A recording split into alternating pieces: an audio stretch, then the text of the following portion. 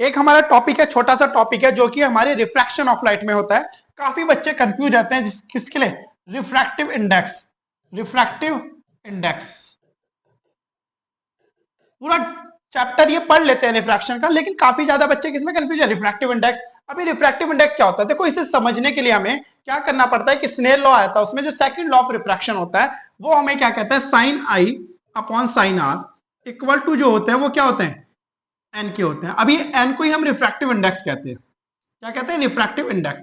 देखो अभी हमने जो बात करी है रिफ्रैक्शन में, उसमें क्या होता था कि जब भी कोई लाइट एक मीडियम से दूसरे मीडियम में जा रही थी तो वहां पर हमें क्या हो रहा था, कुछ बेंडिंग हो रही थी, कुछ बेंडिंग अवे हो रही थी। तो वहां पर क्या पता चला, अगर हमारे पास दो मीडियम है, हमें कैसे पता चलेगा कि कौन सी डेंसर है कौन सा रेयर है, तो वो हमारा क्या बताता है, रिफ्रैक्टिव इंडेक्स। तो रिफ्रैक्टिव इंडेक्स के थ्रू हमें क्या पता चलता है कि कौन सा मीडियम रेयर है कौन सा मीडियम डेंसर है। ठीक है, क्योंकि अब यहां पर क्या होता है, जो रिफ्रैक्टिव इंडेक्स होता है वो इनवर्सली प्रोपोर्शनल होता है वेलोसिटी ऑफ लाइट के। ठीक है, वेलोसिटी ऑफ लाइट के। अब इनवर्सली प्रोपोर्शनल क्या होता है कि अगर मेरी velocity of light, speed of light ज्यादा है तो रिफ्रैक्टिव इंडेक्स वहां पर कम होगा, और जहां पर वेलोसिटी ऑफ लाइट ज्यादा है, कम है, वहां पर रिफ्रैक्टिव इंडेक्स ज्यादा होगा। तो इसलिए एयर का जो रिफ्रैक्टिव इंडेक्स होता है वो ज्यादा होता है, तो स्पीड ऑफ लाइट क्या होगी, रिफ्रैक्टिव इंडेक्स क्या होगा, कम होगा, लेकिन वेलोसिटी ऑफ लाइट क्या होगी, स्पीड ऑफ लाइट क्या होगी, ज्यादा होगी। तो जिस मीडियम का रिफ्रैक्टिव इंडेक्स ज्यादा है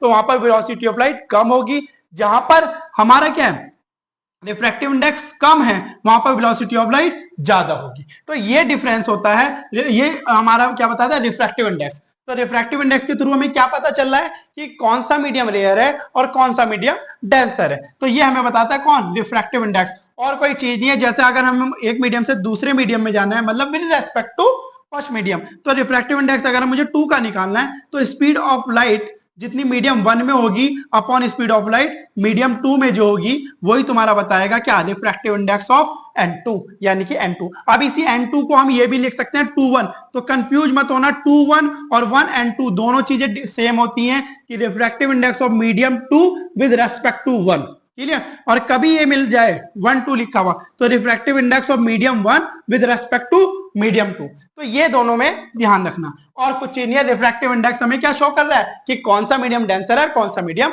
रेयर है, इसके बारे में हमें रिफ्रैक्टिव इंडेक्स से इंफॉर्मेशन मिलती है।